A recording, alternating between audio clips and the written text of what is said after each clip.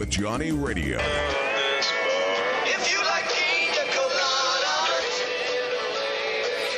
On AM 560, 96.1 FM, and 87.7 FM. This hour of Sports 56 Happy Hour is brought to you by MemphisFarmers.com. Insurance coverage backed by a local agent and a brand trusted nationwide. We are farmers. MemphisFarmers.com. Check it out right here. Ladies and gentlemen, and now, The only man to give death a near Johnny experience. Johnny Harden. And happy Tuesday to everybody. I hope you're feeling very, very good. Because I'm going to tell you one thing. Here at Sports 56 Happy Hour, it's that time of day, no matter what, that you got to start feeling good. It's happy hour, baby. You got your man, Johnny Radio, along with Gabe Kuhn. We're hanging out with you, and you know this. I try to get this out really early because we got so much to get to from Major League Baseball's insanity. And I got to say, Trevor Bauer is one lunatic, but he might be a lunatic that's crazy right, though. Rob, what the bleep you trying to do, son? Messing with baseball? I'm going to tell you a little something. Since 1995, when the wild card has started, you're going to be shocked to hear this. Do you know how many wild card teams have won the World Series? 7. Your Nationals were a wild card team last year. Who won the division? Braves. Come on now. Do your job. Think about this. And you want to hear something even crazier? Since 1995, 13 teams have made the big old World Series. 13 teams with 7 of them winning. That one game. Do I have to go back to the Royals and the Athletics? How many games do I have to talk about? That wild card game, I don't care if you're a baseball purist, a baseball newbie, a baseball anything. If you're a baseball fan in any way, any form, any fashion, it's baseball. It is a one game take all. It is like a game 7 before you even get the playoffs started. And I did not know because I was too ignorant and stupid to understand in 1994 that change was going to be good. I was like, whoa, I don't know about all this change thing. This might be a little too heavy for me. And you know what? Ever since they implemented the wild card, I have every single season loved it. Now, change I am not afraid of. But one thing I am afraid of is called momentum. Why would you take momentum away and you're like, oh, we're going to give the number one team in each division this whole big old bye, and then we're going to have these, 3 teams pick and have a 3-game series. By the way, think about all this extra time. And in baseball, you play every damn day, okay? I mean, literally every day. You don't just take some time off and then be like, now we got to get back into playoff baseball. It doesn't work like that. It's all about timing. You have no idea. It's Trevor Bauer, actually, I'll talk about in Hardwood, but believe it or not, he was unequivocally 100% correct in everything he said about actually a commissioner who's done pretty good. But boy, I think he's probably going to be in a little bit of trouble. I don't think Rob's going to like the things that he said. But if you want to go to a 7 teams from each 14-team playoff? What? And you want to give a team like a bye and it's a 3-game, and what were they all going to sit at home and do what? Like, what are they going to do? Do you know what baseball players do? They play baseball. They get in a thing called a rhythm. They get momentum. That's why, by the way, I want you to remember what I just told you. 1995, the wild card was implemented. 13 teams have made the World Series. 7 teams have won it. Do you know what that ratio is? If you hit like that, did you know that you wouldn't be just in Cooperstown? You'd be the greatest baseball player that ever lived. Do you know why wild card teams win so much? Momentum. That is baseball.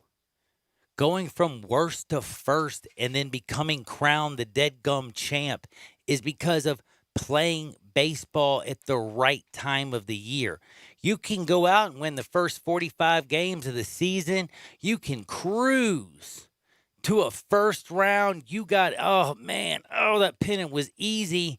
And then people are like, dang, they just got swept. First round. Why? They hadn't played a meaningful baseball game in 5 months. I've watched this happen. I watched the best team I've ever seen in my life in Seattle have this very thing happen to them. They didn't play a meaningful game since way before the All-Star break.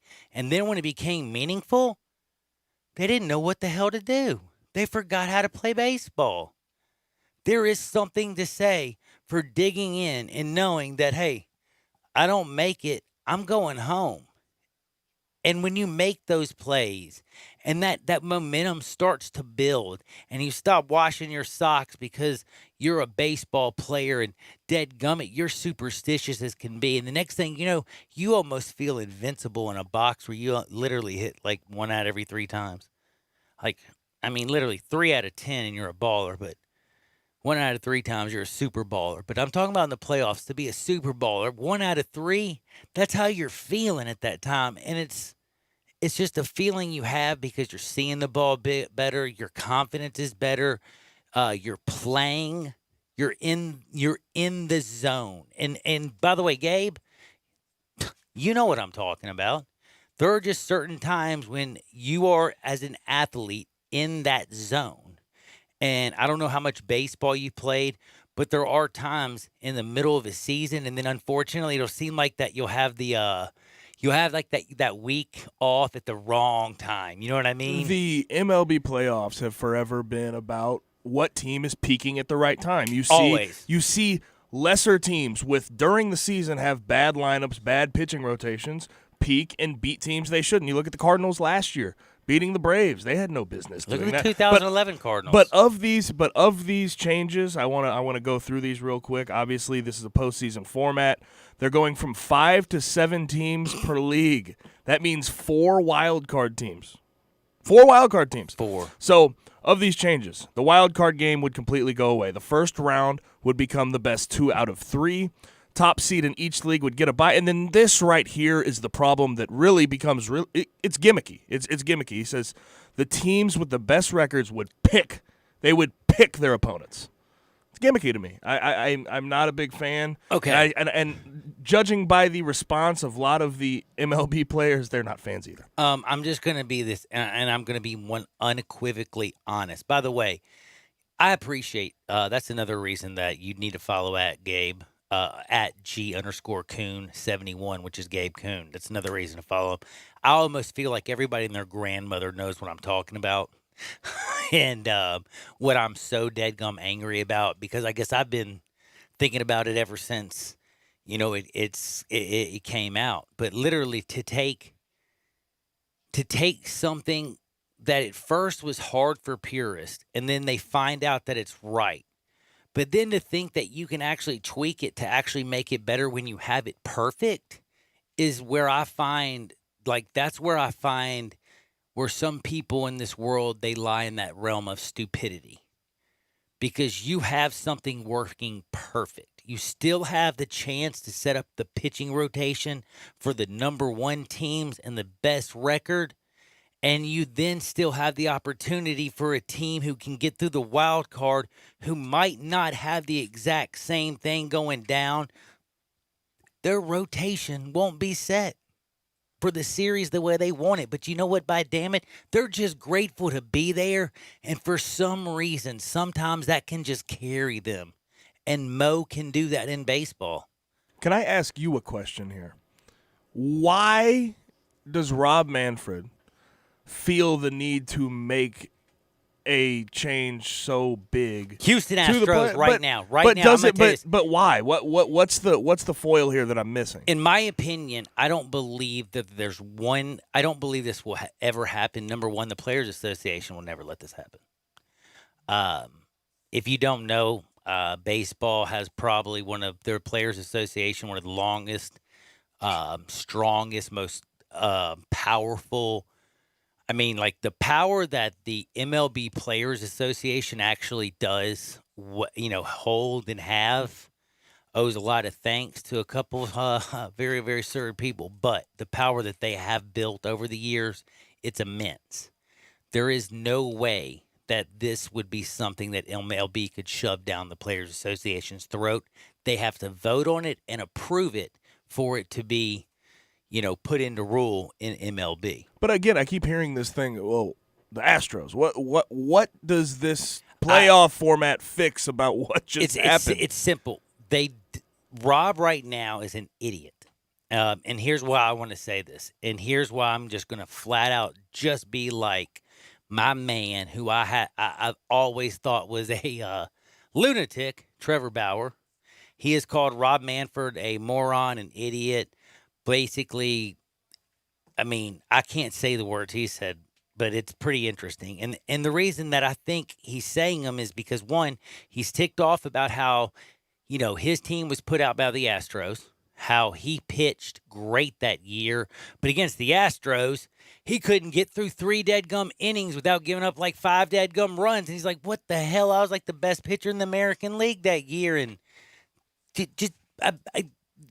what happened? They knew what was happening. Okay, well, Jose Altuve, best closer in baseball, Aroldis Chapman, man, takes that slider out like he knew it was coming. Don't rip off my shirt. Don't rip off my shirt. Again, there's just too much. You have Rob Manfred, who has come out and said unequivocally the Astros cheated in 2017. They believe that the Red Sox cheated in 2018. There's an investigation underway. They have gotten rid of the Mets' Carlos Beltran because he was named in Rob Manfred's report about the player who was helping out with, helping the teammates, First, it started out with just, hitting, and by the way, if you read the whole report, which I'm probably the only dope that's actually done it, if you go through it, it starts out with them hitting on trash cans, and then they have other teams who are complaining to Major League Baseball that they're noticing this coming from the Astros. And then that's when you kind of notice that Jose Altuve stops letting people rip his shirt off because he is so shy, even though he's Instagram half naked all the deadgum time. I mean, dude, you got more Instagram half naked movie pictures than Jimmy Nelson, I think his name, who was the IG model that played in the XFL this weekend, okay? Like, don't act like you're scared to take your shirt off, Holmes. Like, let's just be real. So, all the stuff that's gone on in Major League Baseball, I have to say, I know because it's spring training. I know this unequivocally. He is doing everything for people not to sit there and go, look, there's a baseball team at spring training with no damn manager. You know what I'm saying? Hey, Boston, who's your manager? Who's your coach? What are y'all doing? So you think it's a little smoke and mirrors? I'm just saying that right now everything is BS and perception, and he is throwing anything out for some reporter to grab and talk about, so they're not talking about the biggest scandal since the Black Sox. So I will tell you guys out there, the listeners, that I knew John was going to come in hot about this. I knew it. I absolutely, positively knew it. Follow me at G_Coon71. You knew I was going to be hot about that? Of course I did. But follow me at G_Coon71 for the rundown of the show today. We're going to have at 1:30 John Luke McCord, as we do every Tuesday, to talk a little college football and XFL. 2:05, we're going to have some Hardenwood. Because what, Johnny? Oh, it feels so and good. At 2:30, we're going to have our guy on here, Dave Amon. He's a bracketologist. He runs the site Bracketville, and we're going to talk some college basketball, see what the Tigers. I'm going to call him Bracket Dave. Absolutely. We're going to Bracket Dave! I'm sure that's what he goes by, his Twitter handle is @BracketGuyDave. We're going to talk some Tigers, see what their chances are in the NCAA tournament, and then the rest of the field. Man, it's going to be such a beautiful day. And one other thing, and you knew I was going to come in high and hot about this MLB stuff, but I want to ask you something also, Mr. Gabe. Last night, I was over it. By the way, Becky Denstles, love you. You know what I found yesterday? Did you see how many? Yeah, I could tell because during the show, eating it. I heard. Dude, I ate so much candy yesterday. Chocolate, right? I love. No. I general. ate the chocolate. I had the truffles. I had everything that you could ever eat. All awesome. But there's that. I think it's the caramel crunch, the cashew crunch. Sorry, I can't caramel. The cashew crunch. That is literally, I don't know how to explain this, but if Tyrone Biggums could have got on Cashew Crunch, he probably would have been a millionaire. Instead, he's Tyrone Biggums, and he is a millionaire because of the real person he is. He's Dave Chappelle. But y'all know what I'm saying. Cashew Crunch is like a rock to Mr. Tyrone Biggums. Like that dude, literally, I'm telling you right now, man. Unbelievable. I had so much fun. So thank you, Becky. But I did want to say, I was talking with Becky at the end of the day yesterday. So I was just rapping with her, going through some things. And usually at the end of the show, I give out a couple picks. Had a couple people text me. And do you know who I ran into yesterday at the new dog track? Who did you run into? Our buddy John. Okay. And John was like, so who are you playing tonight? The Big Kahuna, John? Who calls it on the Big radio? Kahuna. Yeah, Big Kahuna, man. Great guy. Love him to death. One of the best people you've ever seen in your life. So he calls in. I run into him. And he's like, what are you here to play? And I tell him that. I'm like, oh, I'm here to play this. And I'm like, 8 points against Duke. Are you kidding me? Florida State, they lost by 5. So I got the cover with the 8. And he's like, dude, I'm here to take Portland State. Portland State, they won the first time they played. And they're getting points. So did a little parlay with that. Me and him did a little mixer with both of our picks. What do you think happened? Dancing in the street. He hit, I hit. It was a great night. And he also did let me know, honestly, he was one of the first people to let me know that Giannis wasn't going to play because I was looking at it. I think they still covered, but I don't believe he played last night. But anyway, I didn't pay attention to it because I was way too freaked out about some games that a lot of people probably wouldn't care about.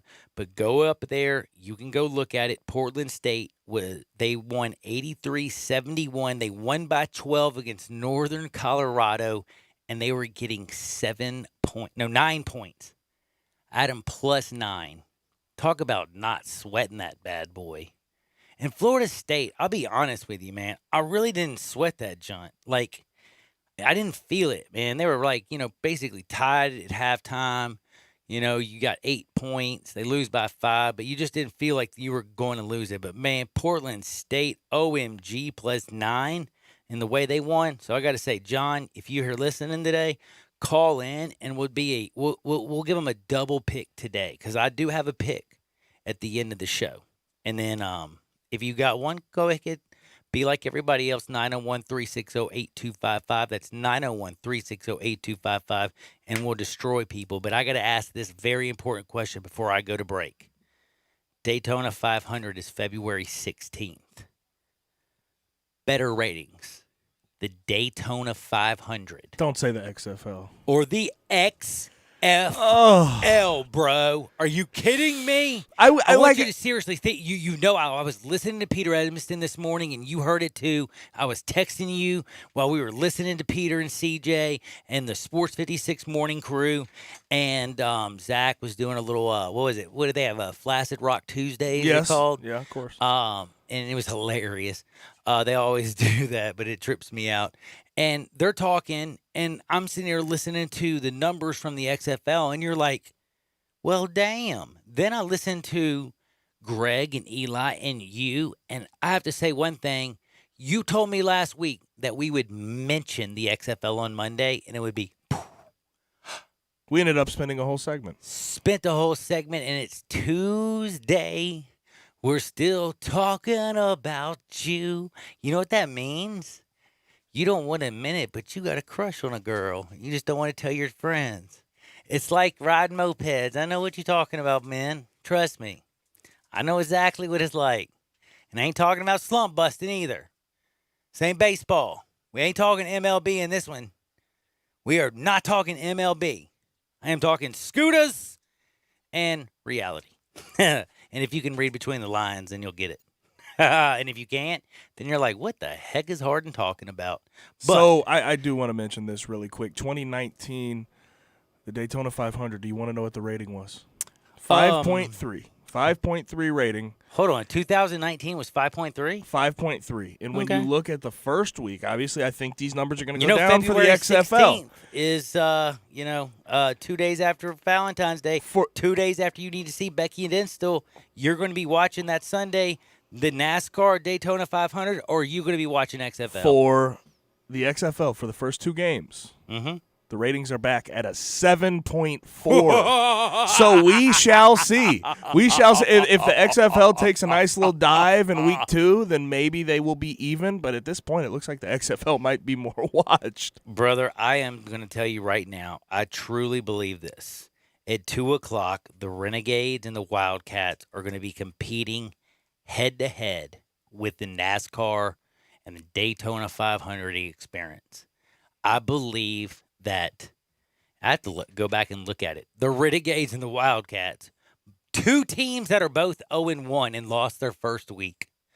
I believe this really. They will get a higher rating than the Daytona 500. Memphis James, don't shoot me. If you see me out in the street, you know I love you. You know I love all of y'all. Coming up next is my very good friend, John Luke, and we are talking about it all. Football, what's going on with Jordan, Tamu, Ole Miss, Mississippi State, and anything you want to hit me up at 67129. We'll be right back on Sports 56, 96.1, and, of course, 87.7 FM. Spend your lunch with Greg Gaston and Eli Savoy on Sports 56 middays, delivered by FedEx. Weekdays from 10 to 1 on Sports 56, 96.1, and 87.7. I almost never go to Central Barbecue without running into somebody I know. That could be because you only eat at Central Barbecue. It's because Central Barbecue is where Memphians go to get barbecue and has consistently been voted the most popular barbecue restaurant among locals. Actually, that's really saying something. I know. Memphis is the nation's capital of barbecue. With all the choices, people who live here go to Central Barbecue. They do get their share of tourists. Sure, because Central Barbecue has been mentioned on TV and in tons of national publications. You know why? Because of the great food? Because those TV shows and magazines look for the place where the locals go, and that, my friend, is Central Barbecue. Your Memphis Tigers football program completed the greatest season in program history with 12 wins, a conference championship, and a berth in the Goodyear Cotton Bowl. Season tickets for the 2020 season are on sale now and start at just $100 when you buy 4 in the family fun zone, or $150 for end zone seating. Get your season tickets by May 15th and receive a free gift, concessions deals, exclusive access to regular season and postseason tickets, and more. Get your season tickets today at GoTigersGo.com or call 901-678-2331. Memphis Tigers football. Got something you want to get off your chest? You better have a backup plan. Want to join the conversation? Someone needs to tell him he has to grow up. Join us on the First Bank phone lines at 360-8255 or the First Bank text line at 67129. Sundays and Mondays are special at the Butcher Shop, celebrating over 35 years of serving the Mid-South by giving a big thank you to you, their loyal customers. You can come in, relax, watch your favorite games, and enjoy hand-cut steaks along with a premium bar. Sunday and Monday nights from 5 until 8:30, you can get select entrees for $25. That includes a salad, baked potato, and bread, and you don't have to pick one, you get all 3. Some of those entrees are 10-ounce New York strip steak, slow-roasted prime rib, Atlantic salmon with dill sauce, marinated grilled chicken breast, grilled boneless pork chops, and crab-stuffed shrimp. Plus, all appetizers and desserts are 20% off. Don't forget, Hamburger Friday every Friday from 11 to 2. It's the best. The Butcher Shop, always a Memphis tradition. Call 901-757-4244, 901-757-4244 for more information, or just stop in at 107 South Germantown Parkway in Cordova. You already know you can listen to Sports 56, 96.1, and 87.7 anywhere with the Sports 56 app or at sports56whbq.com. But you can also keep up to date with everything going on by keeping up with Sports 56 on social media. Be sure to follow us on Twitter, Facebook, Instagram, YouTube, and Twitch for information on breaking news, chances to win prizes, and video of all the shows. Don't miss out on anything that's going on. Stay in touch with Sports 56, 96.1, and 87.7 on social media. Welcome back to Sports 56 Happy Hour with Johnny Radio. Get over here! This hour is brought to you by MemphisFarmers.com. Insurance coverage backed by a local agent and a brand trusted nationwide. We are farmers. MemphisFarmers.com.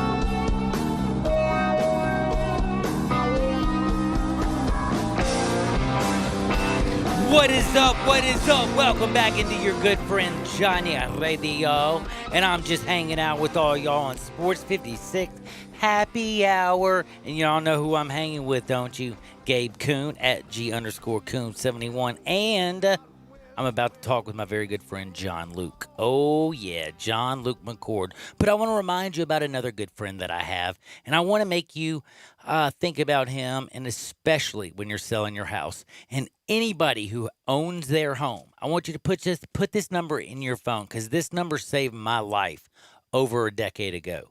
901-406-1101. That's 901-406-1101. You call Bill at I Buy Houses. Bing, bang, boom. Just sold your house. I said bing, bang, boom. Just sold your house. How you like that? Seriously. Guaranteed to close in 5 days. And we're not talking about like, hey, maybe 5 days, or we're going to try to do it in 5 days. Literally, listen to the words coming out my mouth.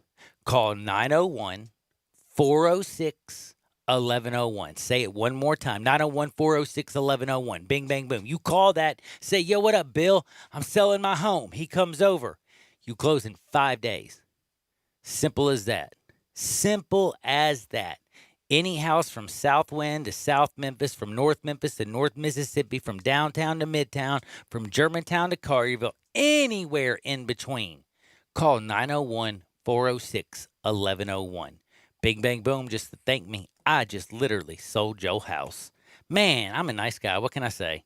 I can say, well, I'm going to talk to John Luke and give you all a little bit more information about what's going down in the world. And we've got to talk about some SEC. I want to make sure I got that right, getting the SEC part right. Sometimes have y'all ever sent a text and tried to say Southeastern Conference and put SEC, or say, I'm going to be there in just a sec, and it's come out wrong from Siri?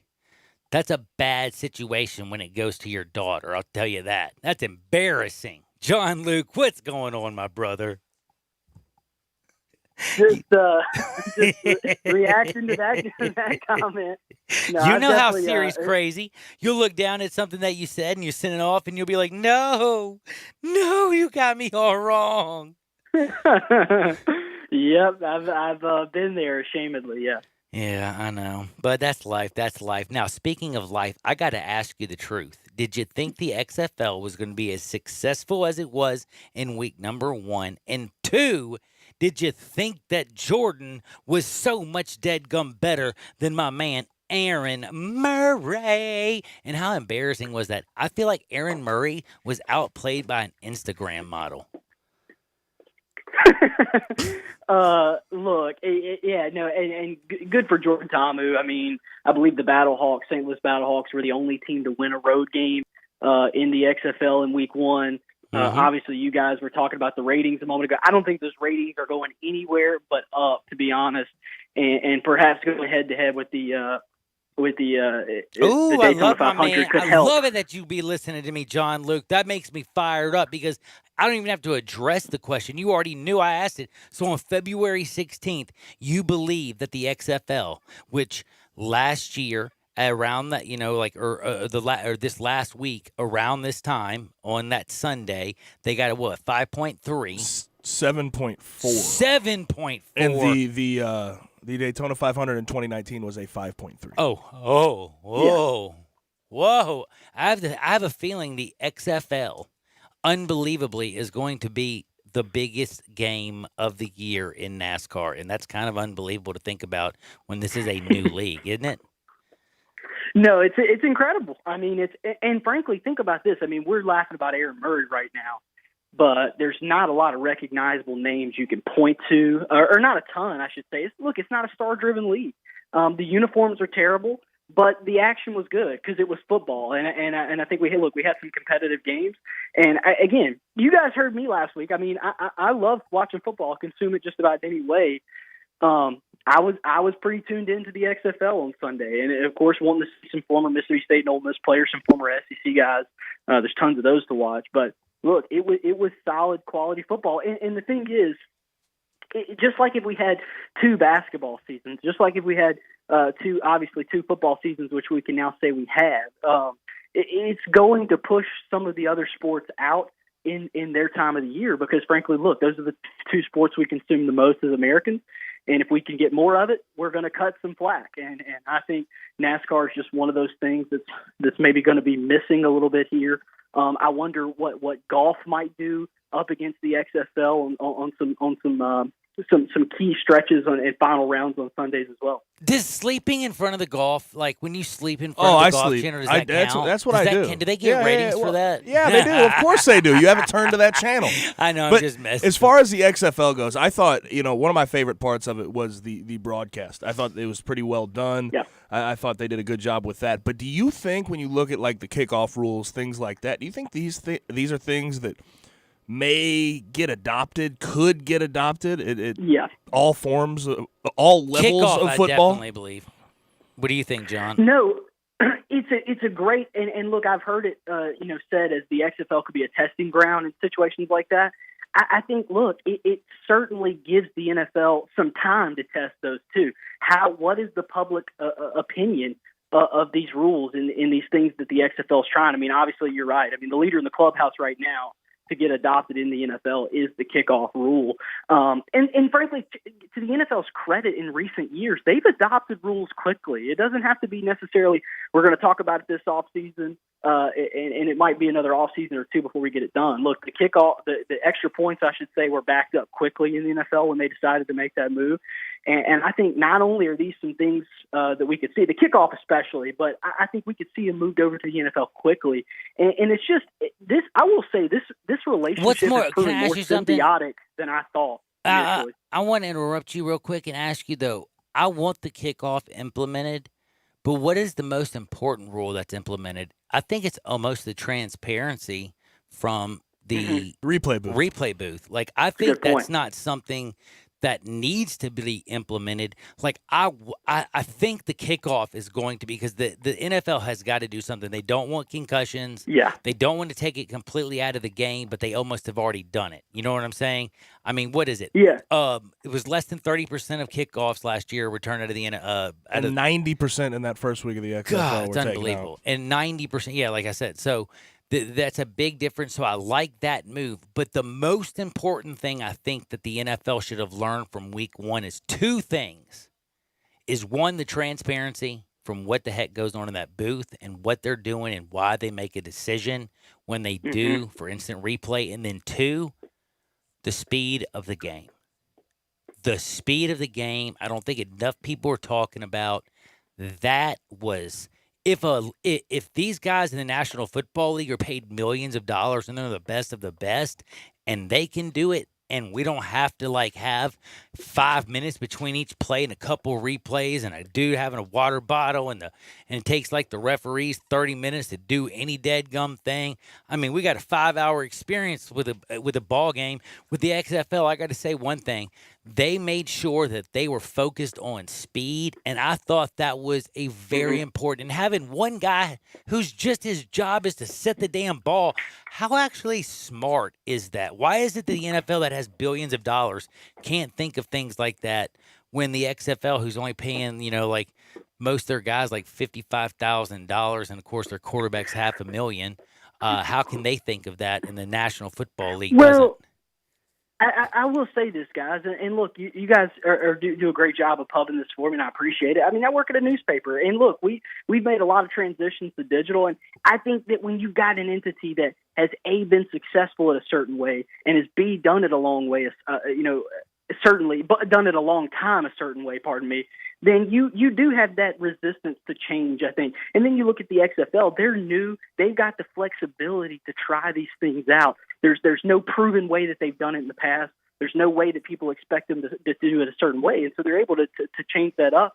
And then that's what I talk about with the NFL, using it as sort of a test of the public opinion, is that, hey, if the public likes it this way, it makes no sense for us not to change it here. But that's not necessarily something we were trying to test out the first time on a broadcast that we've got millions to gain or millions to lose here in advertising revenue. I think, look, the time constraint, certainly you make a great point. I think that's something the NFL is going to have to get creative with their advertising model, because that's certainly the holdup. Wanting to get the commercial breaks in, wanting to get the advertisers pub. But I think you've got to find a way to flash that on the screen, to put that in places in the stadium where you don't necessarily have to take time from the broadcast. I think that certainly could help time. Look at college basketball. One of the best things about college basketball, I think anyone would argue, is that game is absolutely going to be done in an hour or in 2 hours. It's going to be done in an hour and a half, hour and 55 or 2 hours. You're going to get out of there. You consumed your team, you're done. And so certainly there's going to be more things, I think, going forward. The transparency you mentioned, I think, is a great idea. Look, it kind of shows the NFL that, hey, the public is not going to rip you for maybe having a thought that's inaccurate in that room. They're just going to thank you, more or less, for being involved in, like you said, in the transparency, in the thoughts that are going into making the calls. You mentioned sort of like the symbiotic, where you see it more as a symbiotic relationship between the NFL and the XFL. Obviously, I don't think the NFL is very interested in like getting into the whole developmental league aspect of it because they have the SEC. Yeah. But what exactly do you mean by that when you say that? Well, I think that the XFL, with a lot less risk involved, is able to go out here and test, theories. And look, maybe there are people behind the scenes at the NFL that have had some of these ideas. Hey, we could do this, we could do that. But when you see it work or not work in the XFL, that certainly gives you a great idea.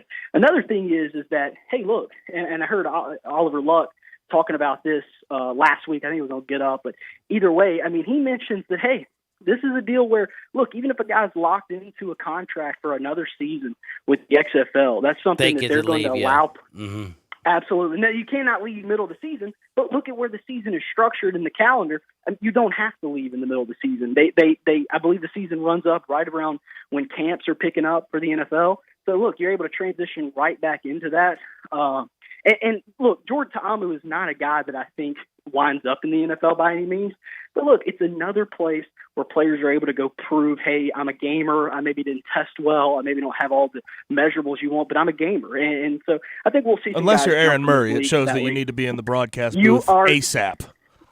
You need to get back to the booth, start janking on Hugh Freeze again or whatever he did during bowl season. I mean, look, Aaron Murray, we are in an age now where, think about this, guys, we have a lot of these college quarterbacks, guys who just dominate or have great careers. They're translating to the NFL. Do you guys remember how much success Aaron Murray had as a 4-year starter at Georgia? A 4-year starter at Georgia, and this is a guy that hasn't been able to scrape through 2 leagues now. Sort of pro career. Yeah, exactly. Actually, didn't he try for like he was in Canada too, wasn't he? I don't know about that, but he was in the AAF. He was in the Alliance. I thought he was in Canada too, but anyway.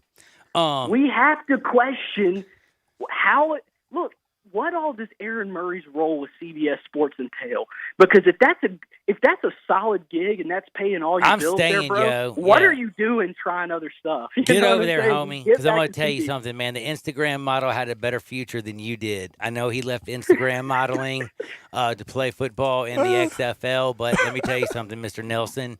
By the way, the fact that he cut his hair for the XFL, this dude looked like Fabio or whatever he's called. That was a big move, man. So, congrats to him. But I do have to ask you one more joke. And it's not a joke, but it is kind of a joke. Like the XFL, I don't believe that, and this is something I am dead serious. As many people who are trying to laugh at the XFL, and while Chad Johnson is trying to make a team as a kicker, like which almost sounds gimmicky. Well, I mean, he didn't show up to his. Well, I didn't even know so that he did. I just know that was one of the reports. Well, anyway, what I'm just trying to say is there's a lot of things that come out where a lot of people feel like the XFL has some gimmicky thing. I said this last week, and Gabe, I know he'll remember it. I said Vince McMahon loves money. No man loses $32 million and then decides to start it up again to throw away now $62 million. There's got to be something, and the fact that at the beginning of the first XFL, like he spent so much money on promotion, and it was a very, I would say, a highly sexual-driven league. You know, they wanted to make sure that you knew the broadcasters. They wanted to be harder hitting than the NFL and all this stuff. And now you're seeing a completely different type of league, and it's almost like he stood back for the first time instead of like he does at the WWE and tries to promote everything and push everything. He's now letting the product actually do the talking. And I think that's what's working for the XFL because the field, what's on the field, people love good football. But then again, all this being said, chances of this thing lasting, you know, a long time are very low. We've like the expansion leagues we've seen, especially in the U.S., 2 or 3 years at the most. So I don't know how much different this is. Do you think it makes 3 years? It's a good question. That's a very good question. I mean, I can't base it off week one. I have to see, you know, going forward what it looks like. It's true. Let's see if those ratings move up or move down. How do those trend? And I mean, you know, over a month span, as other sports start entering the fray here as the spring approaches. I mean, we'll just see. But look, I will say it's a great point that you make there about Vince McMahon. That's actually where I wanted to go. We had this conversation in the office yesterday. Look, it's so crazy how much different Vince McMahon's role has been from attempt 1 with the XFL to attempt 2. Everybody thought, at least I was in the company that thought, hey, when Vince McMahon announced this bad boy a while back, oh, he's going to be all involved. He's going to be, you know, commentating on this thing like Donald Trump. I agree. Yes, but he's really stepped back. He's let the likes of Oliver Luck and the people he hired, the football people he hired, to do the football jobs that they have within the front office of the XFL, within the front offices of those teams. Certainly, he's let them do their job, and that's the most impressive part for me thus far from Vince McMahon. I do think you look at some of the coaches in the league, and frankly, look, I'm really not hating here, but you look at some of the quarterbacks in the league, talent's got to probably get better, but I wonder if the exposure the league created in week 1, if that trend continues, if this isn't a league that maybe does attract some other guys, some bigger names, if they're able to, you know, latch on to some of those guys and pull them into the league. I mean, you cannot live off storylines like Aaron Murray, and you cannot live off quarterbacks, in my opinion, of the talent level Jordan Ta'amu very long. You got to move on to better players. To sort of piggyback, like, the business guys involved in this thing. You got to go ahead and bring out Trevor Lawrence and be like, yo, hey, why are you playing at Clemson for free? None of that. I'll pay you $500,000 and pay a year over here at the XFL. Yo. We're just talking about the lack of gimmicks thus far. None of that. Dude, you know that Trevor Lawrence, he's already, let's just say. I saw this conversation on Twitter, and I just didn't want to even give it the time. I've already won a national championship. Now I need the XFL championship.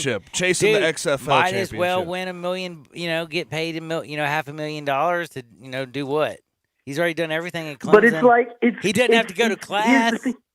If it's in the fall, then I think it's possibly a thing he considers. Maybe it's a pro league. But look, at this point, college football has a ton more exposure. He would have already played a season in the fall. He's probably close to graduating here on this 3rd year that he's going to be at Clemson. Go ahead and get the degree. And then, hey, let me just play in a league that runs right up to the draft and see if I can't hurt myself. Dude, we're not doing this. No. We can't do this to Sunshine, okay? Man. We won't do this to Sunshine. We'll be respectful because someone gets kicked out of school, maybe. Like, no. Yes. But here's what I'm going to say. This is so rude. Darrell Green Beckham. All the trouble that he had. And he couldn't get it straight. I get that. And somebody comes and offers him, yo, I'll give you $350,000 to come play in the XFL. Doral Green Beckham's like, hasta mañana, buenos dias. I am going to play for the Roughnecks or the Vipers or whoever. And I think those are two teams in the XFL. Yeah, I think you hit it on the head. Yeah, you got it. Yes. Roughnecks and Vipers. What cities? Let's see I how would think, close you're paying attention. If I am a Roughneck, that sounds like I would probably be around somewhere in the Midwest, right? No. Damn. I don't think it's even Houston, know. right? Houston Roughnecks. I thought Texas is the Midwest. The Tampa Bay Vipers. I know. Well, see, Tampa. I was actually, I was going to be wrong. I was going to say Vegas Vipers because it just went with V. Yeah. I didn't, I just figured. There's not a Vegas team, though. Well, the Raiders are going out there, and they got this big, beautiful stadium. I figured they got to do something with it for a while. I don't know. No, but anyway, hey, I could rap with you all day long. And before I do let you go, John Luke, I want to make sure everybody knows to follow you on Twitter, all that good stuff, know about your paper that you work for.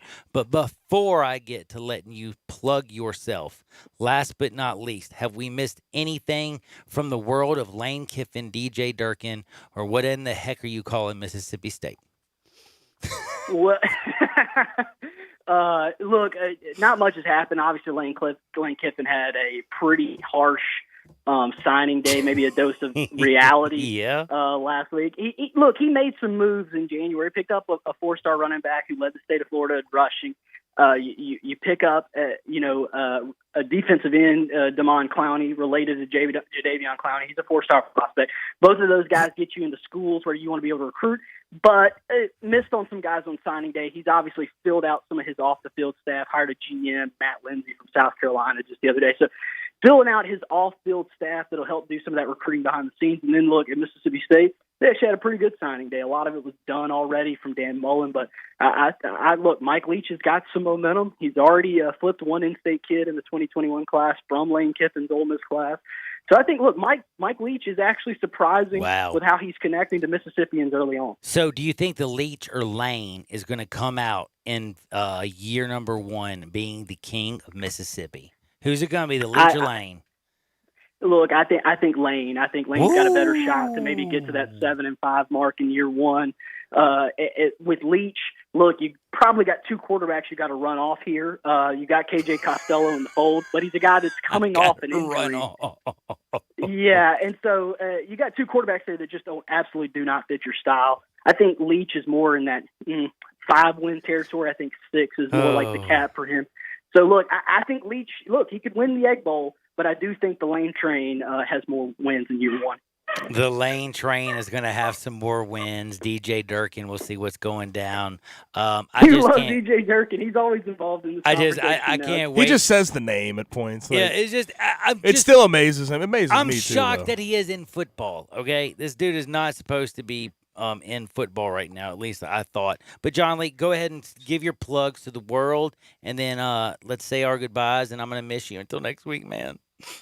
All right, man. Hey, look, guys, I appreciate y'all. Look, college baseball kicking up this weekend, especially here in the state of Mississippi. So follow our coverage. Daily Journal, the Northeast Mississippi Daily Journal has all your Ole Miss and Mississippi State coverage via Parrish Alford and Logan Lowry. So check the site, thejournal.com, for all your Ole Miss and Mississippi State sports coverage. And then I always give out at JL Grind and give John Luke McCord a follow. I promise you'll absolutely love it, especially if you're down with the state of Mississippi. John Luke, till next week, be good, all right, brother? Appreciate y'all. Y'all have a good one. Whatever y'all do, don't touch that dial. And always remember one thing, MemphisFarmers.com on Sports 56, 96.1, and 87.7 FM. Listen online anywhere, anytime at sports56whbq.com. Hey guys, Valentine's Day is just around the corner. Treat your special someone to a fantastic dinner at the Butcher Shop Steakhouse. In addition to the full menu, the Butcher Shop is offering their famous Dinner for Two special all weekend long, February 14th, 15th, and 16th. Start the evening with a glass of house wine, champagne, or beer. Share an appetizer of spinach and artichoke dip or Cajun sautéed shrimp. Choose from 6 delicious entrees, 7-ounce filet mignon, 14-ounce New York strip, 14-ounce ribeye, fresh Atlantic salmon, char-grilled chicken breast, or grilled lobster tail. Each entree includes a fresh garden or Caesar salad, baked potato, and hot bread. Each guest enjoys a homemade dessert, New York cheesecake, or chocolate thunder brownie. Your choice of soda, tea, or coffee completes the meal. All for $99.50 plus tax and gratuity per couple. For reservations, call the Butcher Shop at 901-757-4244. Or for more information, visit thebutchershop.com. Refreshing bath updates at the right prices. Start with Lowe's. Because now at Lowe's, when you shop our bath savings event, you can get up to 40% off select bath essentials. That's up to 40% off vanities, faucets, toilets, and more. And finish off your project with a new coat of paint. You can pick up dual scrub and stain-resistant Valspar Ultra Interior Paint Plus Primer starting at just $24.98 a gallon. Whatever updates you need to make today and every day, do it right for less. Start with Lowe's. Offers valid through 2/12 U.S. only. The Can-Am Spring Fever event is here and ready to take you on the ultimate off-road ride and get you some serious savings. Can-Am is built for ripping through trails, crawling through mud, cruising over dunes, getting the job done. Get it done for less. Farmers and ranchers can save up to $1,500 on select 2020 Defender models, or even on select 2019 models, save up to $2,500 during the Spring Fever event. Get yourself a new Can-Am off-road vehicle at a great price. Visit us today, Olive Branch Motorsports, 5656 Goodman Road, or online at obmotorcycleatv.com. Sundays and Mondays are special at the Butcher Shop, celebrating over 35 years of serving the Mid-South by giving a big thank you to you, their loyal customers. You can come in, relax, watch your favorite games, and enjoy hand-cut steaks along with a premium bar. Sunday and Monday nights from 5 until 8:30, you can get select entrees for $25. That includes a salad, baked potato, and bread, and you don't have to pick one, you get all three. Some of those entrees are 10-ounce New York strip steak, slow-roasted prime rib, Atlantic salmon with dill sauce, marinated grilled chicken breast, grilled boneless pork chops, and crab stuffed shrimp. Plus, all appetizers and desserts are 20% off. Don't forget, Hamburger Friday every Friday from 11 to 2. It's the best. The Butcher Shop, always a Memphis tradition. Call 901-757-4244, 901-757-4244 for more information, or just stop in at 107 South Germantown Parkway in Cordova. Welcome back to Sports 56 Happy Hour with Johnny Radio. Kick it over here. This hour is brought to you by MemphisFarmers.com. Insurance coverage backed by a local agent and a brand trusted nationwide. We are farmers. MemphisFarmers.com. Thick and thin, I'm your pusher man. I'm your pusher man.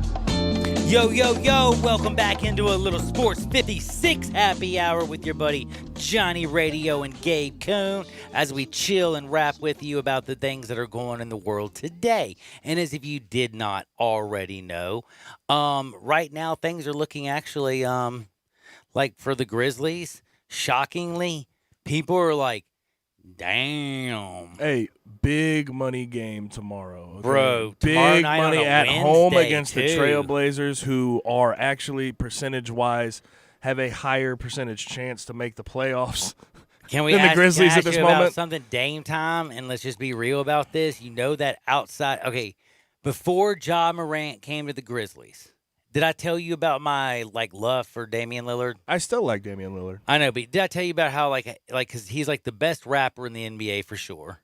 He's like the funniest guy I've ever seen. He is so humble, and I had the fortune of actually running into him, and he literally is the coolest dude you've ever met in your life. And you're like, damn. And I have run into many athletes. Like I said, Marshall Faulk still says to this day, Tom Brady and Bill Belichick didn't win the Super Bowl. It was 100% stolen and Spygate. They knew the plays before they were even ran it. They were calling them out before they ran it. So I've met some really cool people. Then like Cortez Kennedy, rest in peace, brother, will always be the coolest of all. But dude, Dame time was straight up up there. I was like, man, I ain't never seen nobody with that much swag just walking around, period. He took the whole room. Just not trying to, very humble, but still owned it. And the fact that when he comes into this arena and you watch this thing, I'm gonna tell you right now, you're gonna be like, whoa, dude's been averaging 40 something How sick has it been lately, realistically, what he's been doing? He's been ridiculous. I don't have the stat pulled up in front of me, but he has been absolutely off the let's wall just say he's lately. been killing it. I mean, he's at 30 points a game for the year, and that's the past, month or two has been ridiculous. He's made that team so much better the past month that they're actually back in this thing. Well, my thing that I'm the most excited about, and the reason I was talking about Damian and I wanted to bring this up and what he is scoring is because we saw Ja get his first triple-double. We saw Ja hit, game winners, and we've seen Ja He's hit do 30 everything. points in 11 of his last 14 games. That is nasty. And plus, he's got a couple other he's got a couple big ones in there that are really, really big. But what I'm saying is Ja's been as nasty as advertised. And the fact that we're going to get to see them Wednesday, tomorrow, 7 o'clock, right here, FedEx Forum. I mean, that's going to be mano a mano. They're going to be on each other. These are 2-point guards. Playoff game. I mean, really, this is playoff implications before the All-Star break. This is as good as it gets. Exactly. This is as good as it gets, and it's right before February, so I'm going to just drop something out. If you're a woman out there, I'm going to tell all you men to head to Becky Denstall's and go to Denstall's. But if you're a woman and you want to surprise your man, right now, I looked at this. Did you know that we found tickets for $20 for the Trailblazers game? Talk about surprise your man and give him an early Valentine. And if you give it to him on the 12th, he'll definitely not forget you on the 14th. That's called planning ahead, woman. Trust me. She woman, he will love you, but you will be the queen. You will be the Sheba. What is it? Isn't Sheba a queen, I think? Queen Sheba? You're on your own on this one. I ain't on my own on this one. It's tomorrow night. You get rolling. Dude, I'm being dead serious, though. I saw tickets for $20 that were not, I'm not talking about nosebleed. I'm talking about not lower bowl, but club level for 20-something bucks. This is 2 days before Valentine's Day, yo. Take your man out. Make him the happiest man on planet Earth. And then you know what your man's going to do? He's going to get you chocolate-covered strawberries from Becky Denstall's, and then everybody's going to party, and we're going to have a great time. But tomorrow, for real, I'm serious, a heart attack, Ja Morant, Dame time, ain't missing that at all. Game time, 7 o'clock, FedEx Forum. Be there. You can get your tickets right now. They're ridiculously cheap. Check it out. It's going to be awesome. This team is the real deal, Holyfield. Now, whatever you do, also don't ever forget MemphisFarmers.com. My good friend Chad Gatlin on Sports 56, 96.1, and 87.7 FM. Farmers Insurance knows that when you're in the car and that song comes on, yes, that's the one, you have no choice but to pull out your imaginary drumsticks and smash those cymbals and stomp on that kick pedal, which unfortunately is the accelerator pedal. And we covered it. Talk to a farmer's agent who knows a thing or two because they've seen a thing or two. Call Chad Gatlin at 901-235-1176 or get a fast quote at MemphisFarmers.com. We are farmers. Bum, bum, bum, bum, bum, bum. Underwritten by Farmers Truck Fire Insurance Exchanges and Affiliates. Products not available in every state. Bria's Fashion Boutique is the worst. First, they asked me if I needed help finding anything. Just because I'm gorgeous doesn't mean I need help. No matter how hard you work for your small business, online reviewers will find something to complain about. Then they tell me they're having a sale. Oh, so you're assuming I'm poor. Cool. And while Progressive can't save you from these trolls, we can help you save money on commercial, auto, and business insurance. Also, they tried to give me the friends and family discount. I'm not your friend, so... Get a quote online today at ProgressiveCommercial.com. Progressive Casualty Insurance Company, affiliated and third-party insurers. We know you've been planning for Valentine's Day for weeks. What, you haven't? Walgreens has you covered with everything you need to say Happy Valentine's Day in no time. Say, I love you with the perfect Hallmark card. Say, you're my sweetheart with the perfect box of chocolates. Or say you make every day special with your Valentine's favorite fragrance. So head to a Walgreens only minutes away and get sweet gifts in a heartbeat. Walgreens, trusted since 1901. Now with card through February 14th. Select fragrances are 20% off and select premium chocolates are 2 for $8. It's February. Hi, this is John Conway with Conway Services. Are you considering replacing your air conditioning system this spring? Conway Services and Carrier have teamed up to make now the perfect time to replace that old energy-guzzling system. February is one of our slowest months of the year. Our warehouse is full and our crews are slow. So to spark business during these slow winter months, Conway Services is giving away Carrier 80% gas furnaces absolutely free with the purchase of a standard Carrier air conditioning system. That's right, purchase a Carrier air conditioning system in the month of February and get the gas furnace for free. If that's not enough, we'll include an April air cleaner, a 10-year parts warranty, and a free Nest thermostat. Plus 12 months interest free. See why I call it February? And you know with Conway Services, you'll be receiving our award-winning service every time.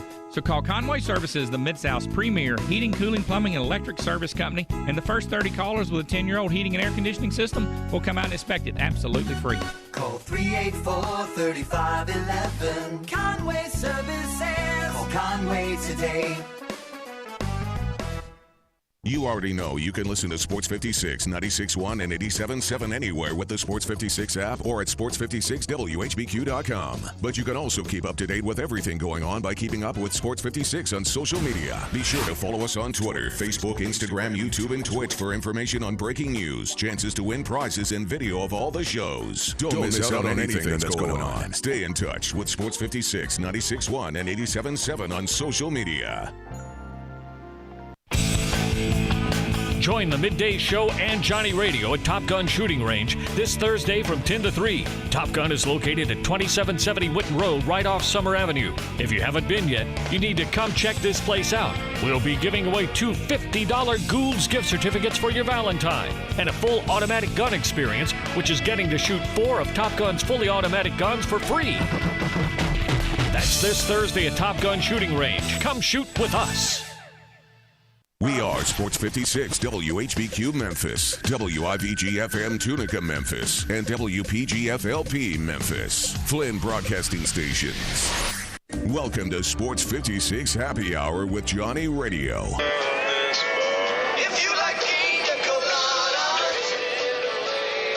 On AM 560, 96.1 FM, and 87.7 FM.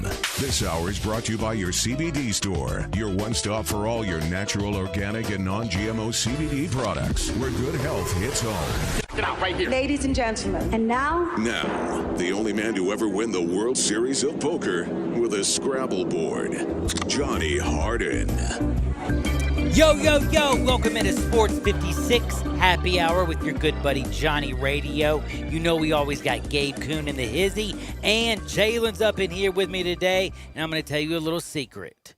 We are going to have a little switcheroo on a Tuesday. I'm going to start things off with Hardwood because dadgummit, it feels so dadgum good, and it's on a Tuesday. Before I get to Hardwood, though, I'm going to take a phone call from my friend Michael, and then we are going to wrap. And I'm also going to tell you a little secret, people. It's going to be the first time we've ever played this game, but it's going to be called, by the way, I hope everybody knows this. And I'm going to ask before I guess we play this. I probably should have asked you this off the air.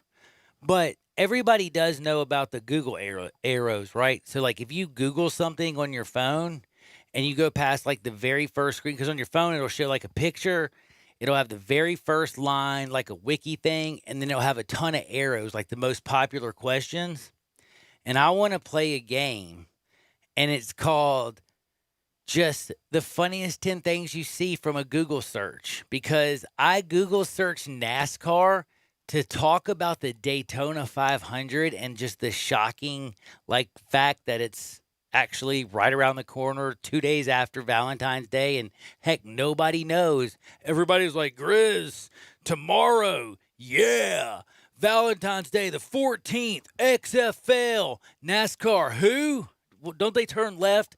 And I just find it funny, so we're going to talk about that in a minute. But before I get to the Google game that we're going to play today, because this Google Arrow game is going to make my good friend Gabe laugh his head off, my friend Michael's called the program. Hey, what's up, Michael? What's up, Johnny? How you doing, brother? Man, you know I'm doing good. How's life treating you? Oh, man, life's treating me great, brother. I can tell you that, man. My team is number one in the ACC right now, man, and playing the best basketball that I think they've played all year long. Oh, you must be talking about Louisville winning its 10th straight, I think. What was it? 10 in a row, brother. Yeah. And I will give it to my man Stephen Enoch the other night. I'll tell you about Malik Williams and Ryan McMahon, Real Deal Holyfields, but I will have to say this.